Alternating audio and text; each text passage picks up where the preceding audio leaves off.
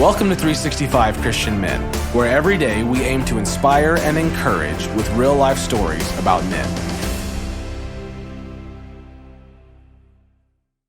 April 23rd, Sam Walton.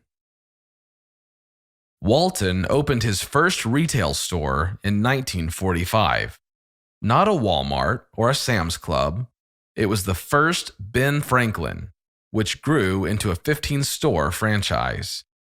If Ben Franklin executives had agreed to Walton's proposals to open big retail stores in small rural areas, the Wal-Mart chain would probably not exist. Walton left the Franklin chain and created his own empire, built on the managerial principle that retail prosperity requires close links among suppliers, shareholders, and employees.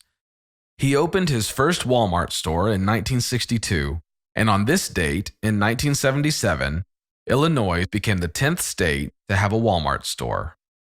Throughout his journey, Walton made a lot of choices. Today's story is about Sam, when all the choosing is about done. The choices we make today yield the consequences we face tomorrow. 74-year-old Sam Walton lay in bed fighting for his life. I blew it, he thought, as he sighed deeply in his hospital bed. In the background, a cardiac monitor beeped in a mostly steady rhythm. It had only been weeks since President George W. Bush had flown to Walton's home and presented him the Presidential Medal of Freedom. Walton's career accomplishments ranked high, but now, alone with his thoughts, Walton came face to face with his own mortality. For more than a week, Sam had been in the hospital, surrounded by medical devices and a conscientious medical staff. It mattered little to any of them that this titan of business had founded the Wal-Mart retail chain and expanded it to become one of the largest companies and employers in history. Without warning, illness had reduced Walton to the very human and humble state of completely relying on others.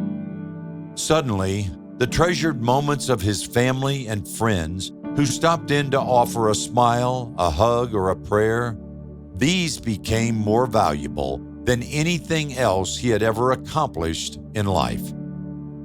In the chilling stillness when he was alone, Walton thought about the steep price he had paid to become one of the world's wealthiest men. He hardly knew his youngest son, who had spent a lifetime neglecting his own family and was privately in a marriage with a woman who had only decided to stay with him out of principle.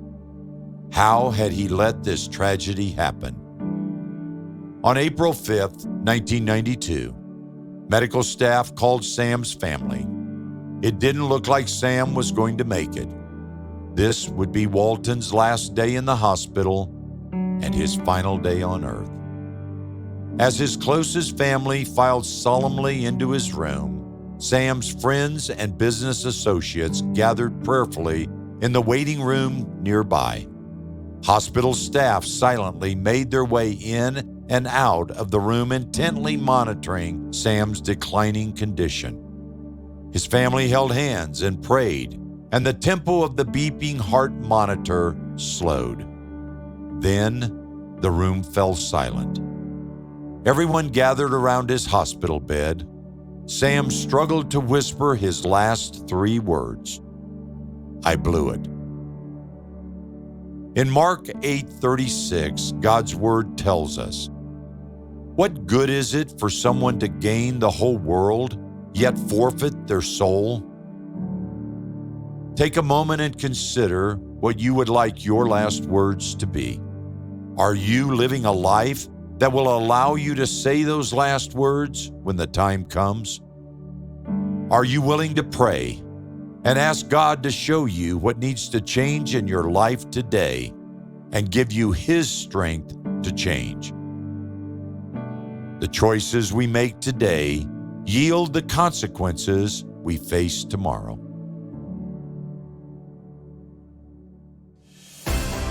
Thank you for listening to today's story. Every day of the year, our hope is to inspire you with real-life stories of faithful men who have gone before us. Hebrews 12:1 says, "Therefore, since we are surrounded by so great a cloud of witnesses, let us lay aside every weight and the sin that so easily ensnares us. Let us run with endurance the race that is set before us." Join us tomorrow for another story at 365christianmen.com.